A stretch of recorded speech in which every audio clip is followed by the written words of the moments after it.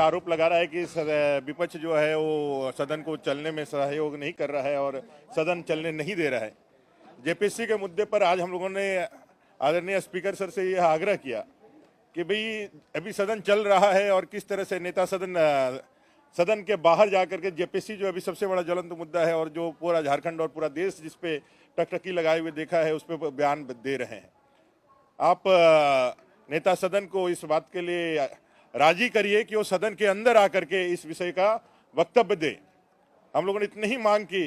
कि ये सदन चले, हम लोग भी ये चाहते हैं और हम लोग पूरा सहयोग करने के लिए तैयार है, लेकिन नेता सदन को जो उन्होंने बाहर में वक्तव्य दिया है वो चूंकि आप लोगों के माध्यम से, समाचार पत्रों के माध्यम से वो खबर आई है और ये सरकार को पलटने में तो थोड़ा भी समय नहीं लगता है, क्योंकि वो कह देगी भाई औपचारिक रूप से हम लोगों ने नहीं कहा है। तो हमने कहा सदन के अंदर आकर के औपचारिक रूप से आप बताइए, और ऐसा डिमांड करके हम लोग बैठे ही थे कि स्पीकर सर ने सदन की कार्रवाई को 12:30 बजे तक के लिए स्थगित कर दिया और मुख्यमंत्री प्रश्नकाल को भी गौण कर दिया गया। ये इस तरह एक कार्रवाई इसलिए हुई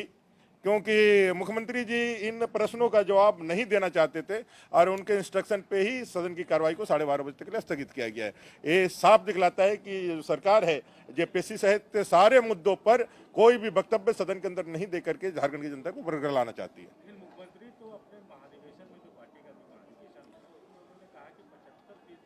महाधिवेशन की बातों को पलटने में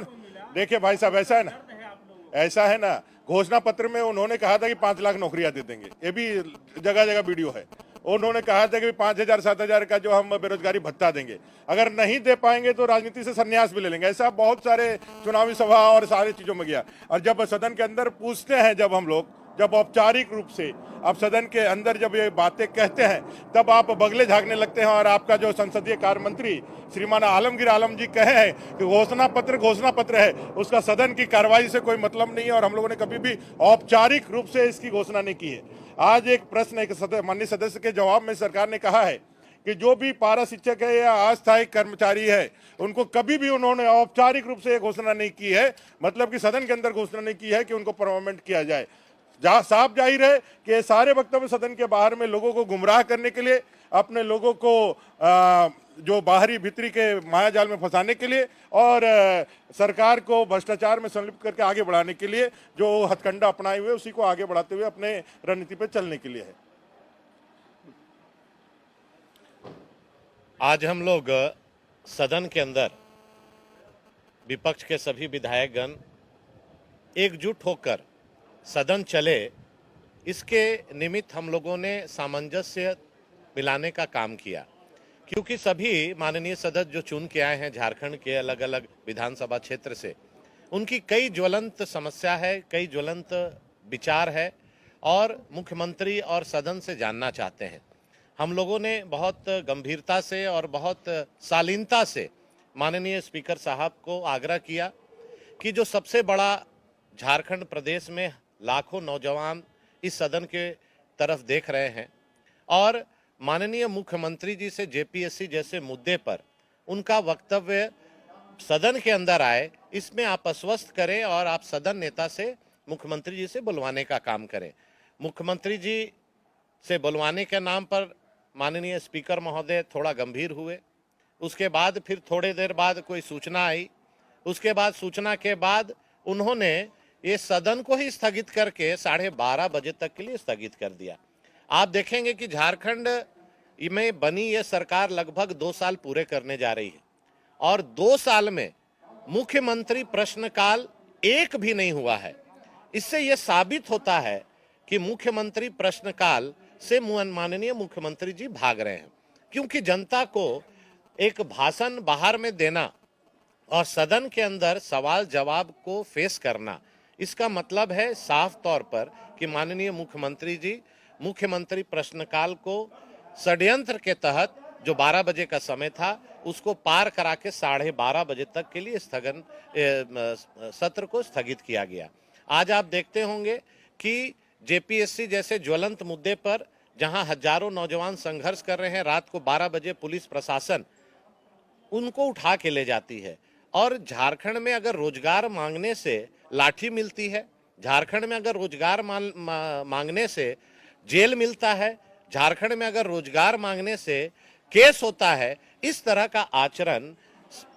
मुख्यमंत्री जी और ये सरकार कर रही है। हम लोग मांग करते हैं कि अभी सदन 12:30 बजे जैसे चालू हो, माननीय मुख्यमंत्री जी को झारखंड के ज्वलंत समस्या के ऊपर गंभीरता से उस पर विचार देना चाहिए। अगर वो अपना वक्तव्य सदन के अंदर नहीं देते हैं तो हम लोग को समझना चाहिए कि वो इस मुद्दे से और झारखंड के नौजवानों को रोजगार के मुद्दे से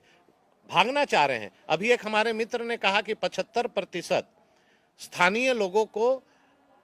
निजी क्षेत्र में आरक्षण सरकार दे रही है। मैं आपके माध्यम से माननीय मुख्यमंत्री जी से पूछना चाहता हूं, मैं तो चाहता था सदन के अंदर पूछना, लेकिन मुख्यमंत्री जी सदन के अंदर बोलने से बचते हैं। तो मैं आपके माध्यम से ही माननीय मुख्यमंत्री जी से पूछना चाहता हूं कि जो 75% निजी क्षेत्र में आरक्षण की आपने घोषणा की, सदन के अंदर, सदन के बाहर, आप हमको ये स्पष्ट करा दीजिए। हम लोग सभी माननीय विधायक हैं, हम लोग ही नहीं जान रहे हैं कि 75% स्थानीय कौन है। आपने अभी तक स्थानीयता को परिभाषित नहीं किया, आपने अभी तक नियोजन नीति को नहीं परिभाषित किया, आप नौजवानों को छलने का काम कर रहे हैं। जो आप देखते होंगे कि 2021 बोले थे नियुक्ति वर्ष होगा, आप दिसंबर का आज कितना तारीख है आप जान रहे हैं। अंतिम दिसंबर में नियुक्ति वर्ष तो नहीं हुआ, छटनी वर्ष जरूर हुआ। चाहे वो स्वच्छ भारत मिशन में 522 लड़के जो कार्यरत थे उनको सरकार बाहर का रास्ता दिखाने के लिए नोटिस जारी कर दिया है। अब आप देखिए 522 लोग कई वर्षों, जबकि दूसरे प्रदेश में 522 जो यहाँ पर हैं, उसी तरह से बिहार, छत्तीसगढ़, सभी राज्यों ने उनको अपने समायोजन कर लिया है। लेकिन ये राज्य सरकार उनको हटा के फिर से नया नियुक्ति की बात कर रही है। नियुक्ति देने की बात तो छोड़िए, जो उन्होंने कहा था कि 5,000 7,000 प्रति माह बेरोजगारी भत्ता देंगे, आज मुझे लगता है कि झारखंड के हजारों लाखों नौजवान युवक युवतियों को हर महीना 5 से 7,000 मिल रहा होगा, ऐसा मुख्यमंत्री जी के वक्तव्य से समझ में आता है। हम लोग सभी सदस्य आग्रह करते हैं मुख्यमंत्री जी से कि अभी 12:30, इसलिए कि 12 बजे वाला प्रश्नकाल, मुख्यमंत्री प्रश्नकाल साजिश के तहत स्थगित कर दिया गया, इसलिए कई माननीय सदस्य उसमें अपने मुख्यमंत्री से जानना चाहते थे, प्रश्न डाले थे, लेकिन उनको जवाब नहीं देना है, उनको बचना है। और जब मैंने पिछले सत्र में स्थानीयता पर पूछा कि माननीय मुख्यमंत्री जी स्थानीय है कौन, उस पर तो बता दें, तो हमको जुमले सुना दिए कि आगे आगे देखिए होता है क्या। अब तो आगे आगे देखते होते होते हम लोग का अब 2 साल पूरा हो गया और माननीय मुख्यमंत्री जी का भी पूरा हो गया। तो ये सदन में जिस तरह से कांग्रेस, जेएमएम, आरजेडी गठबंधन के लोग गुमराह करने का काम कर रही है, झारखंड की जनता बहुत करीबी से और बहुत बारीकी से ये सारे चीजों को देख रही है।